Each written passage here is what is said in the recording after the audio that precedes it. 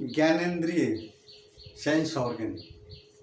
आज हम इलेक्ट्रोहोम्योपैथी के अध्ययन के क्रम में एनाटॉमी और फिजियोलॉजी का जो अध्ययन चल रहा है उसमें आपको ज्ञानेंद्रियों के बारे में अध्ययन करेंगे।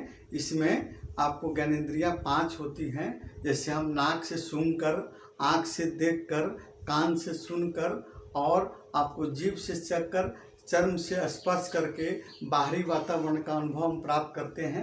उन्हीं में से सबसे इम्पोर्टेंट, सबसे प्रमुख आपका आँख है, जिसके बारे में हम अध्ययन करेंगे। और आँख की बनावट, बाहरी सुरक्षा देने वाले ऑर्गन और उस पर कौन कौन सी इलेक्ट्रोहोम्योपैथिक औषधियाँ कार्य करती हैं, उसके कौन कौन से रोग होते हैं, उसको कैसे हम क्योर कर सकते हैं इलेक्ट्रोहोम्योपैथिक औषधियों के माध्यम से, इसके बारे में हम अध्ययन करेंगे।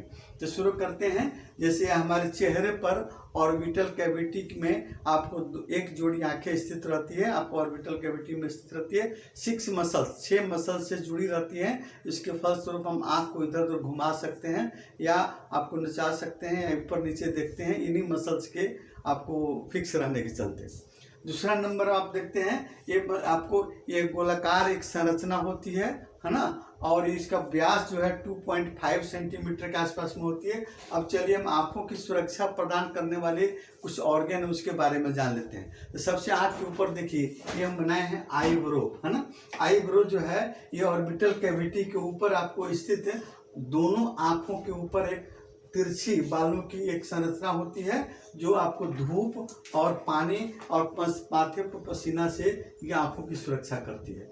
दूसरी नंबर की होता है आपको आईलिड। आईलिड से देखिए, ये आईलिड की हम संरचना बनाए हैं। ये आपको सेंसिटिव, बहुत ही सेंसिटिव ऑर्गन होता है आईलिड, है ना। आँखों के दोनों तरफ 2 भाग में आपको नीचे और ऊपर दोनों तरफ ये स्थित होता है। और ये बाहरी कोई पार्टिकल्स या आपको धूल कण आने से इसको सुरक्षा करता है आँखों का।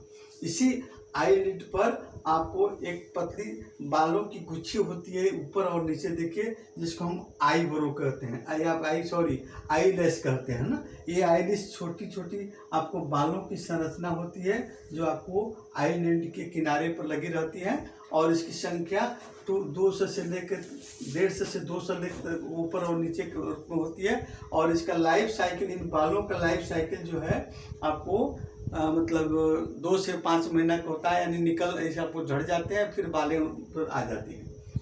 कभी कभी हम लोग देखते हैं स्टाइल, है ना, या आपको स्टेज जैसे आपको मतलब गुरगुजनी जिसको कहेंगे, गुहेरी कहते हैं, आपको निकल आती है आँखों में। तो इन्हीं बालों के टूटने के फलस्वरूप ये हेयर फॉलिकल से जुड़े रहते हैं अंदर में, है ना। अगर उसमें कोई इन्फेक्शन लग जाता है या बाल टूट जाता है तो वहाँ आपको एक गुहेरी के रूप में संरचना बनती है जो काफ़ी कष्टप्रद और दर्द वाली होती है।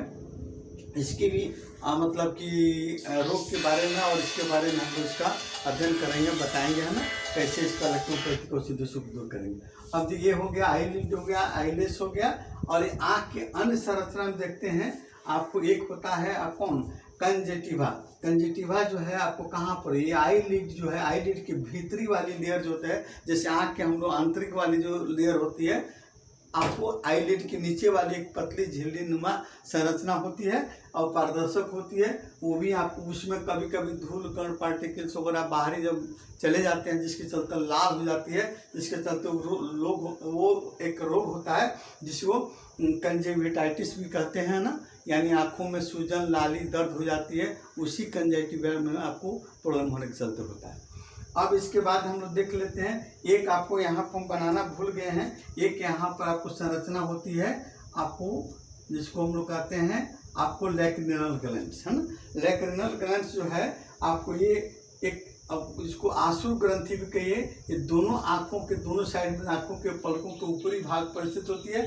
और नलिका द्वारा आकर आपको आँख के नाक के जड़ के पास में खुलती है ना। इसे एक तरह का आंसू ग्रंथि भी कहेंगे, या यह जल सदृश एक संरचना बनाती है जो आँखों के आई बॉल को आपको एक नमी प्रदान करती है, ड्राई नहीं होने देती है ना। ये आपको है लैक्रिनल ग्लैंड्स। और इसमें जो आपको आंसू निकलता है वो नमकीन, है ना, उसमें एक लाइसोजाइम नामक बैक्टीरिया को मारने वाला आपको तत्व भी पाया जाता है वो आंसू में, है ना। जो आपको बाहरी बैक्टीरिया इन्फेक्शन अगर होता है तो उसको भी हम आई ड्रॉप डालकर ठीक करते हैं, है ना।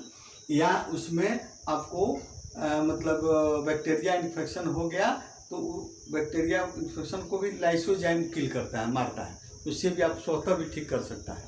अच्छा, अब इसके बाद हम देखते हैं आपको आँख के आगे वाला जो भाग में, जैसे आपको ये आपका आँख का आई बॉल हो गया, बाई बॉल में आपको होती संरचना आपको जिसको आयरिस कहते हैं। आयरिस के बाद में आपको प्यूपिल होता है ना, और कॉर्निया होता है। और इसकी हम विशेष अध्ययन जो है अगले वीडियो में हम करेंगे, और उस पर कौन कौन सी डिजीज होती है, कौन कौन सी इलेक्ट्रोपैथिक औषधियाँ उस पर चलाएंगे, इसका अध्ययन अगले वीडियो में हम करेंगे।